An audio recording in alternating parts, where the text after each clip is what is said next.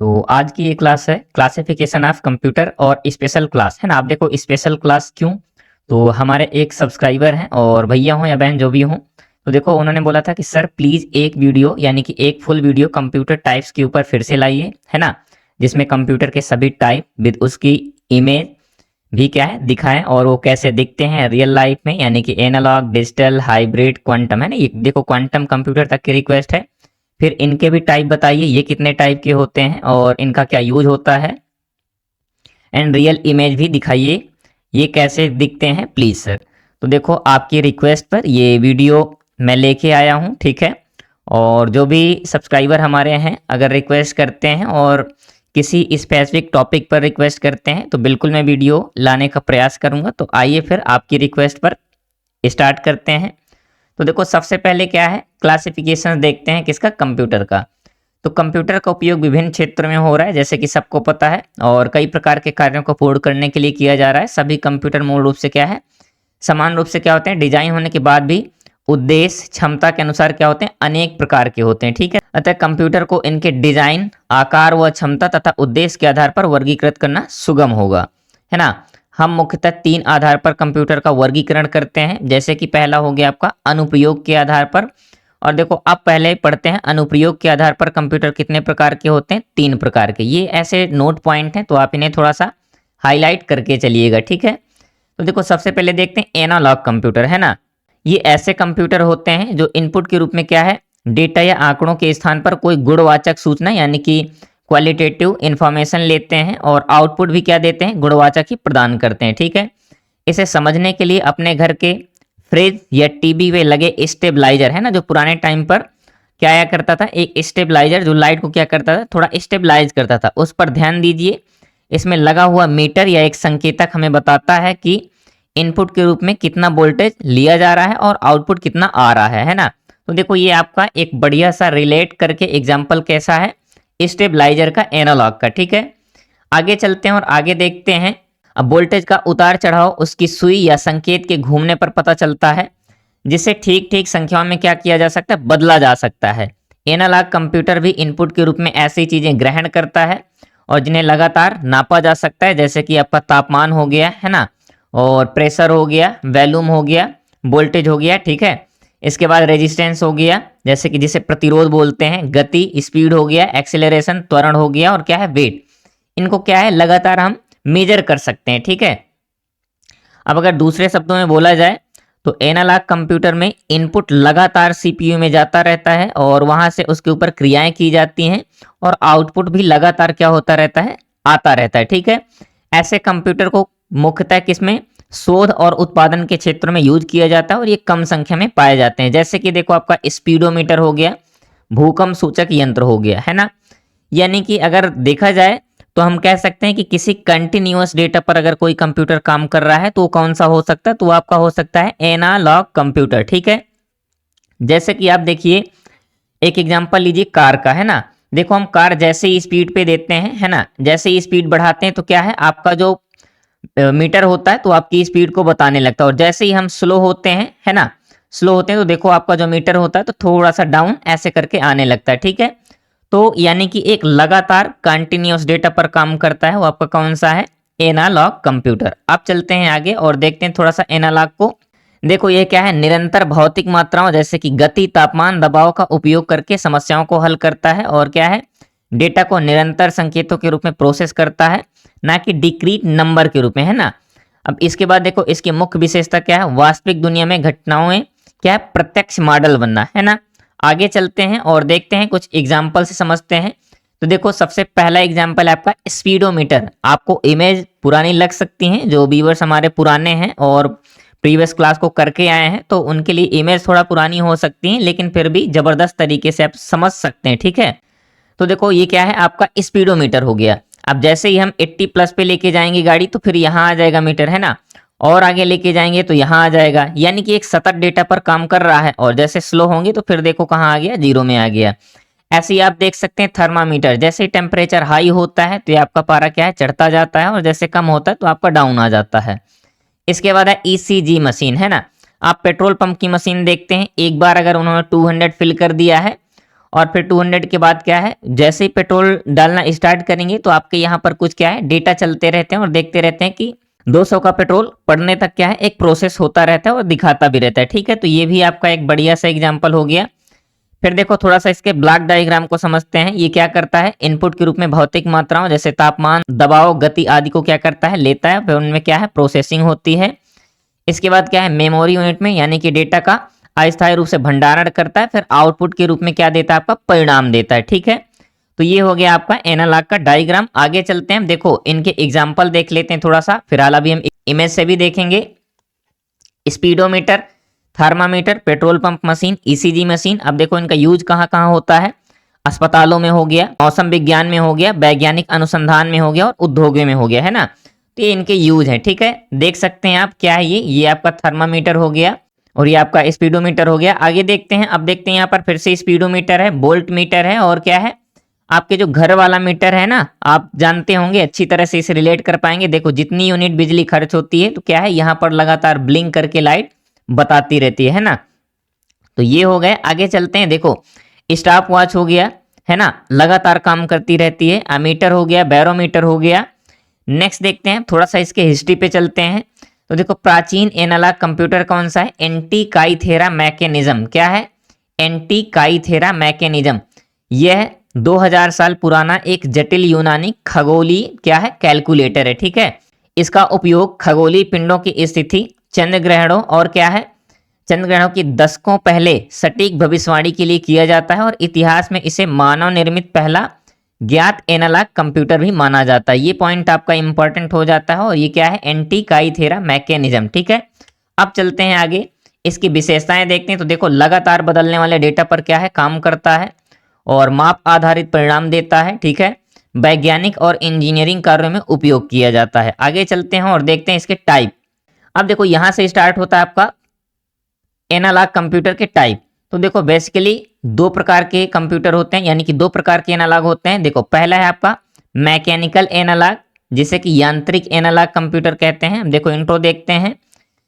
यह computer gear, liver, पहियों और स्प्रिंग तथा अन्य यांत्रिक भागों की सहायता से क्या करता है, गणना करता है। ठीक है, विशेषताएं देखते हैं। पूरी तरह से यांत्रिक प्रणाली पर आधारित होता है और विद्युत की आवश्यकता कम या फिर नहीं के बराबर होती। ठीक है, अब देखो स्पीड थोड़ा सा अपेक्षाकृत क्या होती, कम होती है और क्या है पुराने समय में अधिक उपयोग किया जाता था।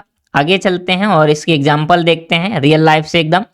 तो देखो क्या है, एनालॉग सुई वाली घड़ी, ये आपकी जो पुरानी घड़ी है, ये क्या है आपका मैकेनिकल एनालॉग कंप्यूटर है। ठीक है, इसके बाद देख सकते हैं आप क्या है, कार का स्पीडोमीटर हो गया, प्लैनीमीटर जो कि क्षेत्रफल मापने के लिए यूज होता है। ठीक है, और इसके बाद है स्लाइड रूल, है ना, ये यहाँ पर रखा हुआ है स्लाइड रूल। अब देखो यूज क्या है, तो गति मापना, फिर क्या है टाइम को मापना, क्षेत्रफल की गणना करना और इंजीनियरिंग कार्यों को करना। तो ये इनके यूज हो गए। ठीक है, अब देखते हैं सेकंड क्या है, इलेक्ट्रॉनिक एनालॉग कंप्यूटर, है ना। इलेक्ट्रॉनिक एनालॉग को भी देखते हैं। तो देखो यह कंप्यूटर विद्युत संकेतों यानी कि क्या है इलेक्ट्रॉनिक सिग्नल या इलेक्ट्रिक सिग्नल पर जैसे कि वोल्टेज, करंट की सहायता से कार्य करता है। विशेषताएं क्या है इसकी, इलेक्ट्रॉनिक सर्किट पर आधारित होता है ना, मैकेनिकल प्रकार से अधिक तेज होता है। बिल्कुल देखो इलेक्ट्रॉनिक है तो थोड़ा तो फास्ट रहेगा। ठीक है, इसके बाद देखो वैज्ञानिक एवं औद्योगिक कार्य में उपयोग किया जाता है और क्या है कंटिन्यूअस सिग्नल को प्रोसेस करता है। ठीक है, आगे चलते हैं और एग्जांपल देखते हैं। तो देखो एग्जांपल आपके हो गए, वोल्ट मीटर हो गया, ठीक है, और क्या है एनालॉग एमीटर हो गया, और इसके बाद है फ्लाइट सिमुलेटर हो गया, इंडस्ट्रियल प्रोसेस कंट्रोलर हो गए। इसके बाद देखो यूज देखते हैं। तो यूज में क्या है, वैज्ञानिक अनुसंधान में यूज होता है और उद्देश्यों में क्या है नियंत्रण प्रणाली के रूप में काम करता है, विद्युत मापन का काम करता है और इंजीनियरिंग प्रयोगशालाओं में यूज किया जाता है। ठीक, आगे चलते हैं। अब देखते हैं यहाँ से कार्य के आधार पर एनालॉग कंप्यूटर। देखो कुछ बुक्स में क्या है कार्य के आधार पर भी डिवाइड किया है, लेकिन मैंने तो सिर्फ वही दो ही टाइप के पढ़े थे, लेकिन फिर इसे भी देखते हैं। तो देखो कार्य के आधार पर कैसे बांटा गया है, मेजरिंग एनालॉग कंप्यूटर यानी कि मापन करने वाले कंप्यूटर। इनका उपयोग विभिन्न भौतिक राशियों को मापने के लिए किया जाता है, जैसे कि आपका thermometer, speedometer, volt meter, ammeter और क्या है प्रेशर गेज, है ना। अब यहाँ एग्जांपल से देखते हैं। तो देखो ये आपका क्या है प्रेशर गेज हो गया, वोल्ट मीटर हो गया, एमीटर हो गया, थर्मामीटर हो गया, स्पीडोमीटर हो गया। ठीक है, ये क्या है, तो ये है आपके मेजरिंग एनालॉग यानी कि मापन करने वाले एनालॉग कंप्यूटर। ठीक है, अब देखते हैं कंप्यूटिंग एनालॉग कंप्यूटर्स, यानी कि गणना करने वाले एनालॉग कंप्यूटर।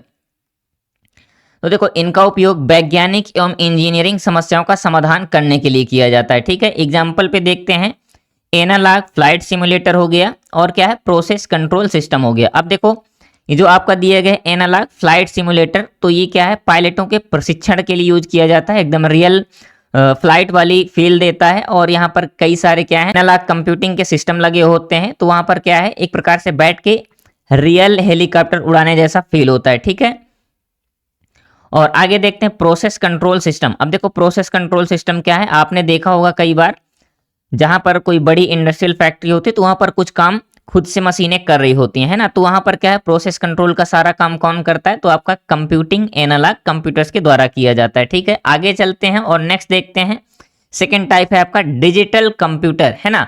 अब आते हैं डिजिटल कंप्यूटर में।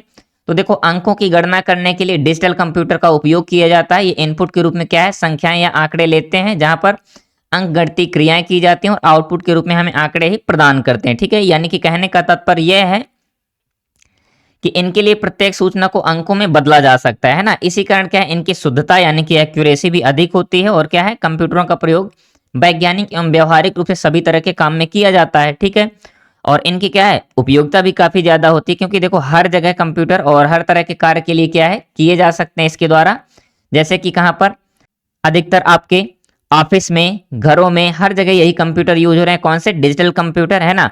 अब देखते हैं इनके एग्जाम्पल कौन है। तो देखो डेस्कटॉप हो गया और लैपटॉप हो गया। ठीक है, जब हम आगे पढ़ेंगे तो फिर इनके टाइप पे चलेंगे, अभी फिलहाल सिर्फ डिजिटल कंप्यूटर को ऐसे ही समझ लेते हैं। तो देखो ये है आपका डिजिटल कंप्यूटर। ठीक है, आगे चलते हैं और देखते हैं इनके एग्जाम्पल कौन है। डेस्कटॉप हो गया, लैपटॉप हो गया, स्मार्टफोन, डिजिटल कैलकुलेटर, है ना।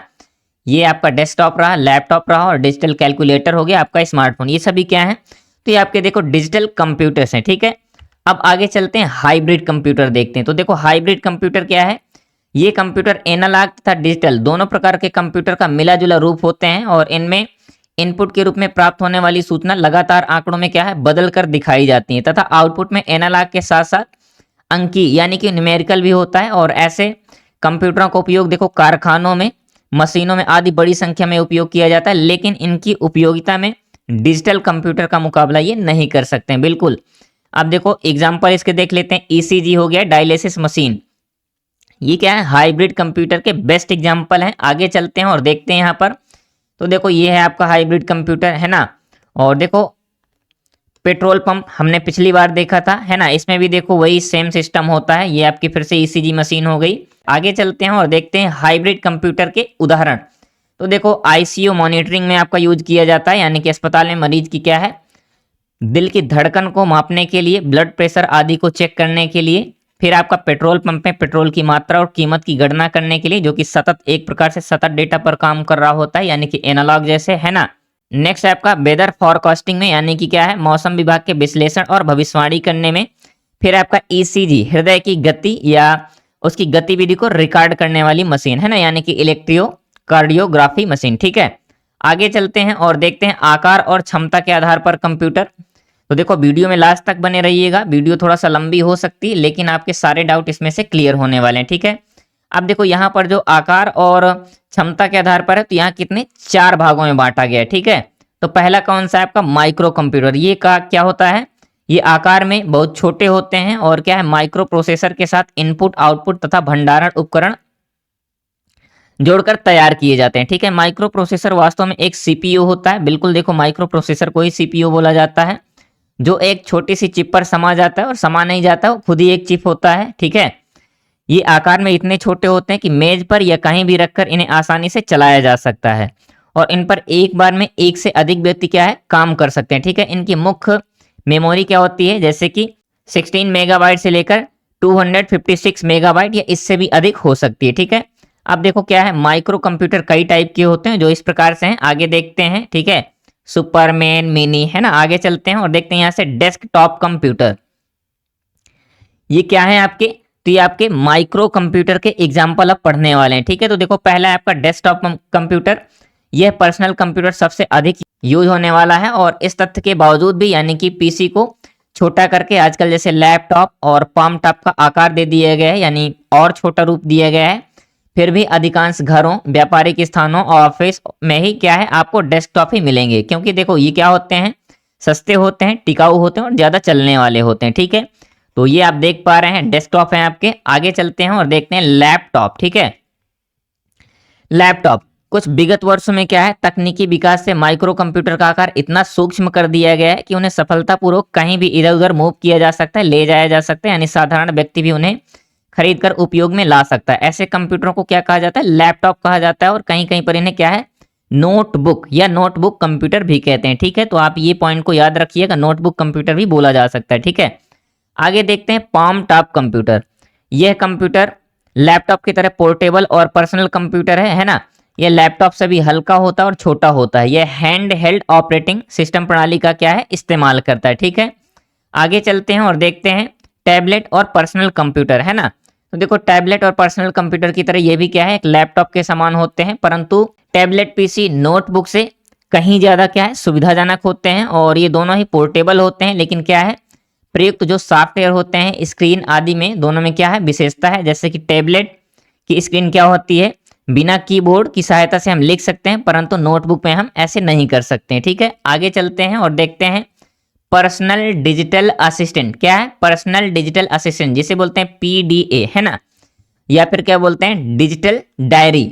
यह भी एक प्रकार का क्या होता है पोर्टेबल कंप्यूटर ही है, लेकिन ये सभी कार्य नहीं कर सकता। याद रखिएगा पर्सनल डिजिटल कंप्यूटर क्या है सभी काम नहीं कर सकता। इसका उपयोग जैसे कि छोटे आंकड़ों को, सूचनाओं जैसे फोन नंबर, ईमेल है ना आदि एड्रेस टाइप के छोटे छोटे काम को या छोटे छोटे इंफॉर्मेशन को कलेक्ट करके रख सकता है। ठीक है, अब आगे चलते हैं वर्क स्टेशन। देखो ये है आपका क्या पर्सनल डिजिटल असिस्टेंट। ठीक है, नेक्स्ट है आपका वर्क स्टेशन। ये अभियांत्रिकी, तकनीकी और ग्राफिक कार्यों के लिए प्रयुक्त किए जाते हैं, और क्या है ये साथ साथ ही एक व्यक्ति के साथ पारस्परिक व्यवहार के रूप में प्रयोग किए जाते हैं। आपने देखा होगा गेमर्स को है ना, कई सारी डिस्प्ले को ऐसे सेटअप बना के रखते हैं, लेकिन क्या है काम तो सिर्फ एक ही कर रहा होता है ना। तो ये आपके हो गए वर्क स्टेशन। आगे चलते हैं और देखते हैं आपका सेकंड टाइप क्या है मिनी कंप्यूटर्स। ठीक है, देखो ये आकार में क्या है माइक्रो कंप्यूटर से थोड़ा बड़े होते हैं, और आकार में और क्षमता में क्या है अधिक होते हैं। इनकी मेमोरी का जो आकार होता है तो 64 मेगाबाइट से लेकर 512 मेगाबाइट तक होता है ना, या इससे भी अधिक हो सकता है। और इन पर एक साथ कई लोग क्या है काम कर सकते हैं। ठीक है, एक साथ दो या दो से अधिक प्रोग्राम चल सकते हैं। ठीक है, इन कंप्यूटरों में आवश्यकता अनुसार डिस्क ड्राइव, लाइन प्रिंटर आदि को अलग से जोड़ा जा सकता है, और इनका मूल्य भी साधारण यानी कि बड़ी कंपनियों के द्वारा वहन करने योग्य होता है, यानी सबको इन्हें यूज नहीं कर सकता है। ठीक है, यानी कि थोड़ा कॉस्टली होते हैं। और देखो इनका उपयोग शोध कार्यों, विद्यालयों और क्या है इंजीनियरिंग कार्यों में किया जाता है। एग्जाम्पल देख सकते हैं आप CDC 1700 और क्या है SDS 92। ठीक है, आप देख सकते हैं ये हैं आपकी क्या मिनी कंप्यूटर्स। ठीक है, आगे चलते हैं और नेक्स्ट देखते हैं मेन फ्रेम कंप्यूटर। अब देखो मेन फ्रेम कंप्यूटर को भी देखते हैं, तो ये क्या है मिनी कंप्यूटर से काफी बड़े होते हैं और क्षमता में भी अधिक होते हैं। अब देखो जो इनकी मेमोरी का आकार होता है तो 256 मेगाबाइट से लेकर 2 गीगाबाइट है ना, जो कि काफी बड़ी है, इतना तक होता है। और इन पर क्या है एक साथ सैकड़ों व्यक्ति, देखो उससे भी आगे है ना, इन पर एक साथ सैकड़ों व्यक्ति द्वारा क्या है कार्य किया जा सकता है। और इन कंप्यूटरों के लिए एयर कंडीशनिंग अनिवार्य होती ताकि ये क्या है कूल बने रहे, यानी कि 20 से 25 डिग्री सेल्सियस तक तापमान रहे। और इनमें ऑनलाइन डेटा स्टोरेज की सुविधा होती है। इन कंप्यूटरों का मूल्य भी काफी अधिक होता है। फिर से वही है ना कि ये सबके बस की बात नहीं है। इसके बाद क्या है इन कंप्यूटरों को सैटेलाइट के माध्यम से जोड़कर एक देशव्यापी या विश्वव्यापी नेटवर्क बनाया जा सकता है। इस प्रकार के कंप्यूटरों का उपयोग एयरलाइनों में टिकटिंग यानी कि टिकट के बुकिंग वगैरह के लिए, और क्या है प्रसारण, विज्ञापन, विक्रय, और क्या है केंद्रीकृत वेतन गणना प्रणाली है ना, उत्पादन, नियोजन एवं नियंत्रण आदि कार्यों में क्या है महत्वपूर्ण रूप से किया जाता है। ठीक है, अब जैसे इनके एग्जाम्पल देखते हैं तो देखो आपका IBM Z सीरीज हो गया और सिस्टम Z9 हो गया। ठीक है, ये आपके मेन फ्रेम के एग्जाम्पल हो गए। आगे चलते हैं और नेक्स्ट देखते हैं क्या है आपका सुपर कंप्यूटर है ना। देखो सुपर सबसे ऊपर, सबको पता है ना। तो क्या है ये आकार में काफी विशाल होते हैं और गति भी काफी फास्ट होती है, यानी स्पीड भी काफी फास्ट होती है। और क्या है ये कई कंप्यूटर से हजारों गुना तेज होते हैं, वही बात है। आगे देखते हैं ये क्या है समांतर प्रोसेसिंग क्या कर सकते हैं, यानी कि इनकी समांतर प्रोसेसिंग की क्षमता होती है और कई गणनाओं को अलग अलग चरणों में करने के स्थान पर ये एक ही साथ की जाती है, ठीक है। यानी कि इससे जल्दी पूरा हो जाए कोई भी टास्क, ठीक है। और ये क्या ऐसे कार्यों में प्रयोग किए जाते हैं जिनमें लंबी जटिल गणनाएं करनी पड़ती हैं, जैसे कि मौसम का अनुमान हो गया, अंतरिक्ष यान हो गया, उपग्रह प्रेक्षण हो गया, है ना, प्रेक्षण हो गया। इसके बाद मिसाइल निर्माण, परमाणु विस्फोट में, है ना, और इन टाइप में मतलब इनका यूज किया जाता है। फिर क्या है, इनकी कीमत तो वही है कि सबसे हाई फाई होते हैं। फिर आपका सुपर कंप्यूटर बनाने के लिए प्रमुख कंपनियों के नाम इस प्रकार हैं, जैसे कि क्रे रिसर्च, है ना। अब देखो पहला सुपर कंप्यूटर भी था क्रे 1, किसने बनाया था, तो सैमूर क्रे ने, ठीक है। इसके बाद आईटीए सिस्टम के बाद फिर क्या है, हिटैची, है ना। इसके बाद है एनईसी, ये क्या है, तो ये सभी इनके कंपनियों के नाम है, ठीक है। इनके द्वारा बनाए गए कुछ महत्वपूर्ण कंप्यूटर जैसे कि क्रे 1, क्रे 2 हो गया, क्रे एक्स और एमपी हो गया, ठीक है, क्रे 3 हो गया, आईटीए आदि, ये सभी क्या है, तो आपके सुपर कंप्यूटर्स हैं। अब भारत के सुपर कंप्यूटर का नाम क्या है, परम। देखो परम 8000 है, ठीक है, जो कि 1991 में बनाया गया था। इसका विकास किसने किया था, तो इसका विकास किया था सी डैक ने, ठीक है। और देखो इसका जो आपका एडवांस रूप है यानी विकसित रूप है तो आपका परम 10,000 है, ठीक है। आगे चलते हैं और नेक्स्ट देखते हैं, अब देखते हैं उद्देश्य के आधार पर, ठीक है। तो देखो उद्देश्य के आधार पर दो ही प्रकार के होते हैं, कौन कौन से, तो सामान्य उद्देश्य और विशिष्ट उद्देश्य। तो देखो सामान्य उद्देश्य क्या होते हैं, जिन्हें प्राय सभी प्रकार के कार्य करने की क्षमता होती है। अगर दूसरे शब्द में बोला जाए तो ऐसे कंप्यूटर पर प्राय सभी प्रोग्राम चलाए जा सकते हैं और विभिन्न प्रकार के कार्य किए जा सकते हैं, जैसे कि पत्र दस्तावेज बनाना यानी लेटर टाइपिंग, गणनाएं करना, छोटे मोटे डेटाबेस के काम को तैयार करना, यानी सभी प्रकार के नॉर्मल काम को किया जा सकता है। और आजकल पाए जाने वाले अधिकांश कंप्यूटर भी इसी प्रकार के होते हैं, ठीक है। ऐसे कंप्यूटर का मूल्य कम होता है और क्षमताएं अधिक होती हैं या सीमित होती हैं, ठीक है। आगे चलते हैं और नेक्स्ट देखते हैं। देखो नेक्स्ट है आपका विशिष्ट उद्देश्यीय कंप्यूटर, जो कि स्पेशल पर्पज के लिए बनाए गए होते हैं, ठीक है। तो ये थोड़ा ध्यान से पढ़ते हैं। ऐसे कंप्यूटर होते हैं जो विशेष काम को पूरा करने के लिए तैयार किए जाते हैं और आवश्यकता अनुसार उनमें सीपीयू आदि आंतरिक अवयव ये बाहरी उपकरण जोड़े जाते हैं। इनमें कई बार क्या होता है, एक से अधिक प्रोसेसर भी जोड़ दिए जाते हैं, जैसे कि मौसम का अनुमान लगाने के लिए प्रयोग किया जाने वाला कंप्यूटर उद्देश्य के लिए बनाया जाता है, ठीक है, ताकि वह क्या है अधिक से अधिक गणनाएं कर सके और कम समय में आपको डेटा को प्रोवाइड करा सके, ठीक है। इसके बाद देखो मल्टीमीडिया कंप्यूटर्स, ये भी क्या है विशिष्ट उद्देश्य होते हैं, जिनका उपयोग होता है संगीत फिल्में क्या है तैयार करना या संपादित करने में इनका हेल्प करना, ठीक है। इसके बाद अतिरिक्त गणनाएं करना, उपग्रह प्रेक्षण में काम करना और क्या शोध में काम करना, इंजीनियरिंग, चिकित्सा, खनन, यातायात नियंत्रण और क्या है मोबाइल सेवा आदि में सभी विशेष रूप से काम कर रहे होते हैं। अब देखो जैसे क्या होता है, आपने देखा होगा आज के एडवांस कैमरे आते हैं, यानी कि अगर ओवर स्पीड है तो आपका चालान डन, है ना, आप समझ जाते हैं। फिर 1000 का मैसेज फटाक से आता है और अगर आप बिना हेलमेट हैं तब भी आपका 1000 का मैसेज तुरंत आता है। बाकी आप रिलेट कर पा रहे होंगे, ठीक है। इसके बाद देखो क्या है और बेहतरीन पे चलते हैं, जैसे कि आपका क्या हो गया, आपकी वॉशिंग मशीन हो गई, है ना, रेलवे के कंट्रोलिंग सिस्टम हो गया, ठीक है। इसके बाद क्या है, वही है कि विशिष्ट रूप से जैसे कि आपके चिकित्सा में, सीटी स्कैनिंग में, है ना, आप देखो यातायात के नियंत्रण में आपकी ये लाइटें होती हैं ऑटोमेटिक जलती रहती हैं, ठीक है। तो ये आपके हो गए विशिष्ट उद्देश्यीय कंप्यूटर। अब आगे चलते हैं, लास्ट में आपके आते हैं क्वांटम कंप्यूटर्स में, ठीक है। देखो क्वांटम कंप्यूटर क्या है, यह एक अत्याधुनिक एडवांस कंप्यूटर है ना, जो क्वांटम मैकेनिक्स यानी कि क्वांटम तकनीकी के सिद्धांतों पर काम करता है। यह पारंपरिक रूप से डिजिटल या क्लासिकल कंप्यूटर की तरह 0-1 का उपयोग नहीं करता, बल्कि क्यूबिट का यूज करता है। किसका, क्यूबिट यानी कि क्वांटम बिट का यूज करता है।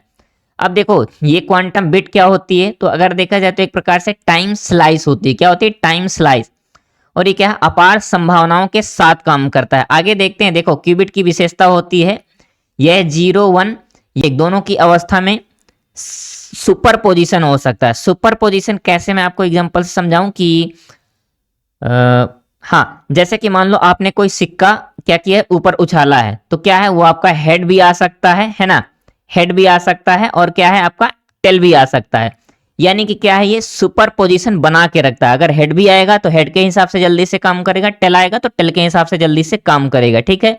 सुपर पोजीशन बना के रखता है, ठीक है। आगे देखते हैं, इसी कारण क्वांटम कंप्यूटर कुछ जटिल संख्याओं को सामान्य कंप्यूटर की तुलना में काफी तेजी से कर सकता है। ठीक है, अब आगे चलते हैं और देखते हैं। ये देखो आपका क्या है, क्वांटम कंप्यूटर का पूरा सेटअप है और यहाँ पर ये कुछ लोग हैं जो कि काम कर रहे हैं, बाकी आप देख रहे हैं। ठीक है, यहाँ पर कोई बॉयज तो दिख ही नहीं रहे हैं, मतलब कि बॉयज इस मामले में बहुत पीछे हैं, है ना।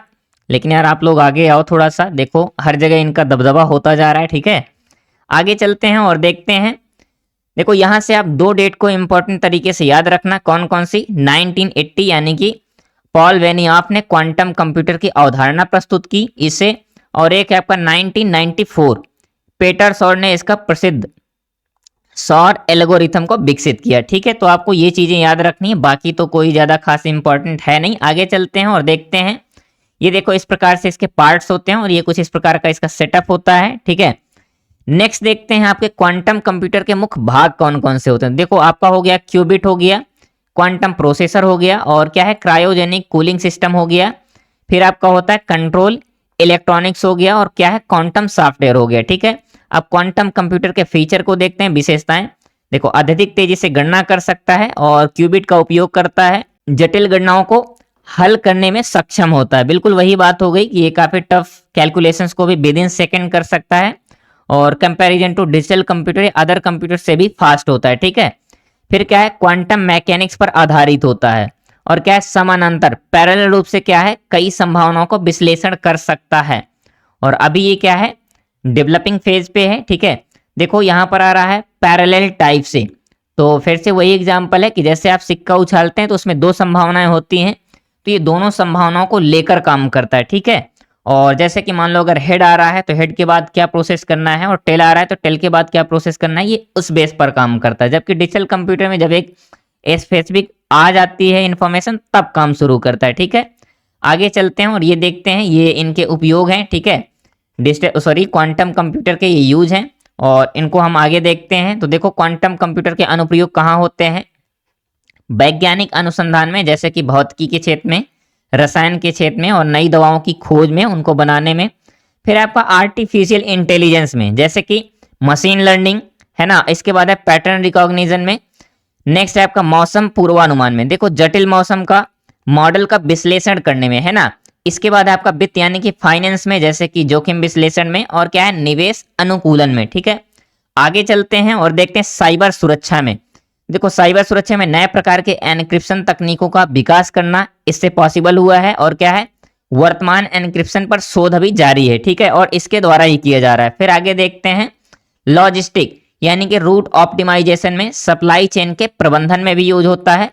नेक्स्ट है आपका अंतरिक्ष अनुसंधान में, यानी कि जटिल रूप से वैज्ञानिक सिमुलेशन में यूज किया जाता है। ठीक है, तो उम्मीद है दोस्तों आप सभी को आज की ये स्पेशल क्लास पसंद आई होगी, तो प्लीज क्लास को लाइक कर दीजिएगा, और अगर आप लोग चैनल में नए हों और अभी तक आप सब्सक्राइब नहीं किए हैं तो प्लीज प्लीज प्लीज इसे सब्सक्राइब कर लीजिएगा। और जैसे आपकी भी अगर कोई रिक्वेस्ट है, हमारे किसी भी सब्सक्राइबर की रिक्वेस्ट होती है, तो उनके रिक्वेस्ट पर आप टॉपिक बताएंगे, है ना, और जैसे ही आप टॉपिक बताएंगे तो थोड़ा सा मुझे देर हो सकती है, लेकिन मैं आपका क्लियर वीडियो लेकर जरूर आऊँगा। ठीक है, तो उम्मीद है आप सभी लोग वीडियो को शेयर भी करते होंगे, और नहीं भी कर रहे हैं तो देखो जो भी आपके छोटे बड़े भैया बहन हैं जो कंप्यूटर रिलेटेड किसी एग्जाम की तैयारी कर रहे हों, तो उनके साथ वीडियो को शेयर जरूर करना है। ठीक है, तो मिलते हैं नेक्स्ट क्लास में, तब तक के लिए जुड़े रहें कंप्यूटर टेक जोन के साथ। थैंक यू दोस्तों।